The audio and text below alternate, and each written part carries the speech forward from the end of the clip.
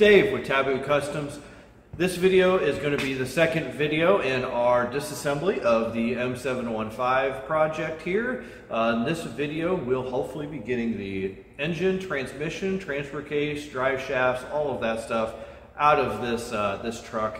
We'll also be taking a look towards the end of the video at mounting our transmission to our engine. We've got all the components to do that, and we'll take a look at what we've got and what we've got to change over in that Corvette engine to get that 4L80 mounted. All right, to get started on disassembly, and we're going to do it here on the ground because we've got something on the hoist. We're going to start with the divorced transfer case. And so this has a divorced transfer case, which means it's not actually bolted to the transmission. There is a small shaft up here. Actually goes from transmission to the transfer case, and transfer case is mounted back here. Doesn't look like it's going to be difficult to get out. We'll have to pull out the 3 drive shafts first, and then looks like either unbolt this cradle or unbolt it itself, but we should be able to get in here and get it down pretty easy.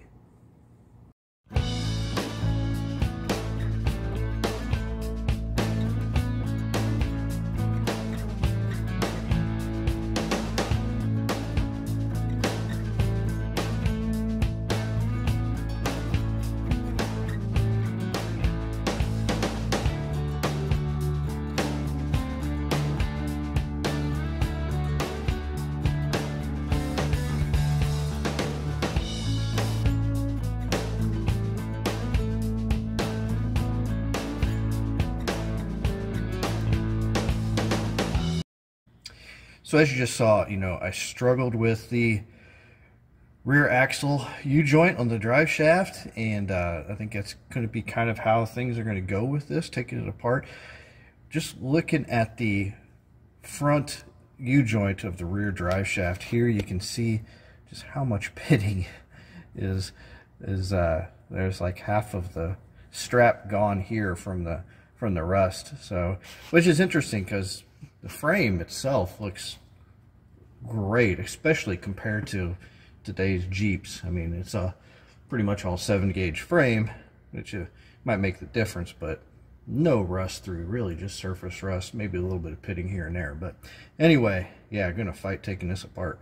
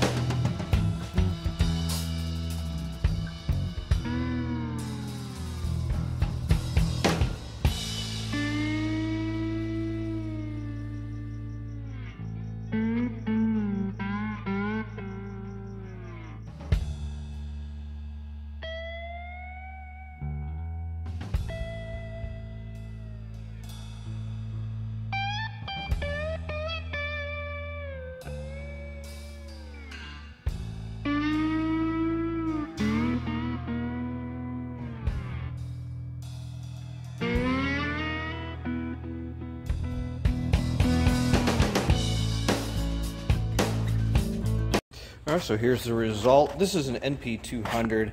So what you have is here's where the input shaft comes from the transmission. There's a little shaft that's about 8 inches long or so. The output, and it's a little bit different here because you got the output to the front axle and the output to the rear axle are actually in line, when normally you'd have the output to the rear axle there centered on the rear end. These Jeeps are unique though. The drive shaft is actually angled over more towards the center in the rear. So there is the NP200 now out, and will probably be for sale later on.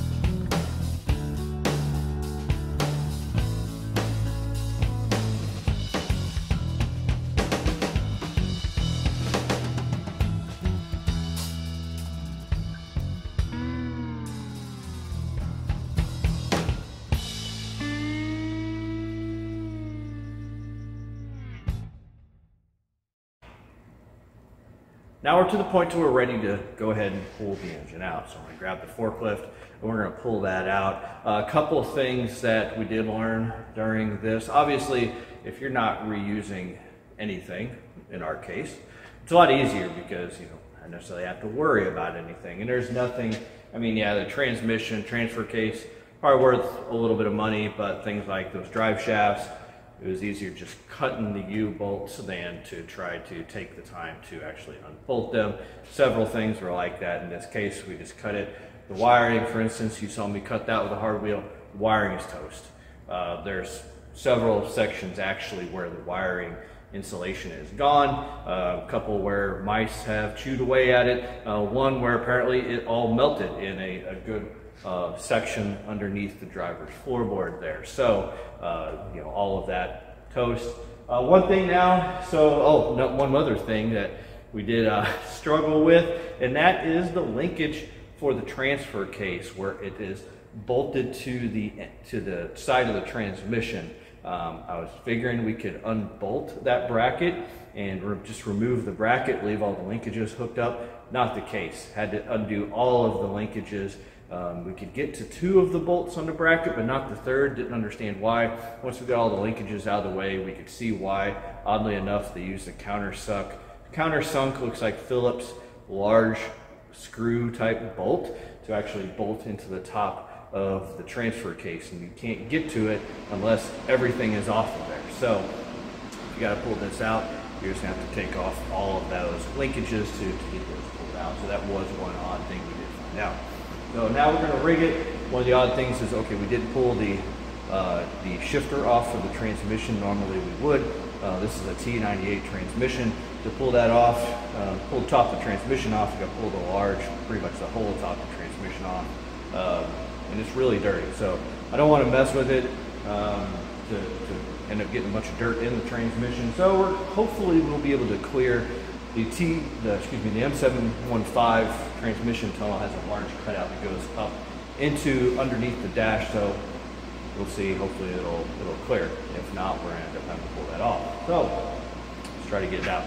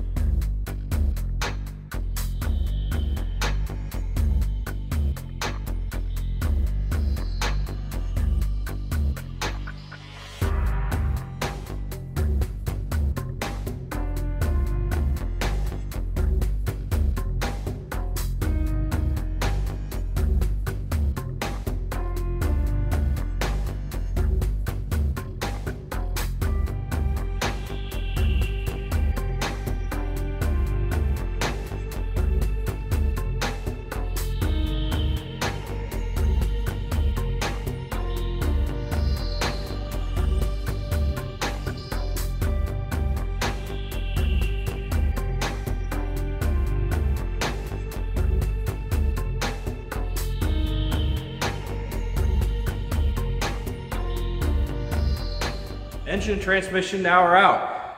Did have a few complications. Did end up just cutting one of the motor mounts off because we had some difficulties getting it pulled forward as it tried to tilt it down, and the drive shaft actually on the back of the transmission got caught up on the cross member, so it wouldn't let the back drop as much as we needed. But we finally were able to finagle it out and get it over there on a pallet.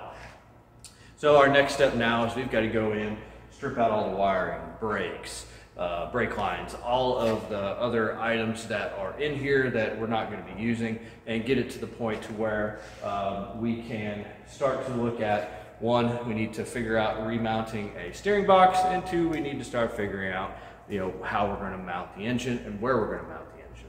But for now, we are going to go ahead and end this video. I think I mentioned earlier we are going to look at the transmission to engine interface and what we've got to do that. We'll do that in another video. I don't want to do that today, kind of run out of time.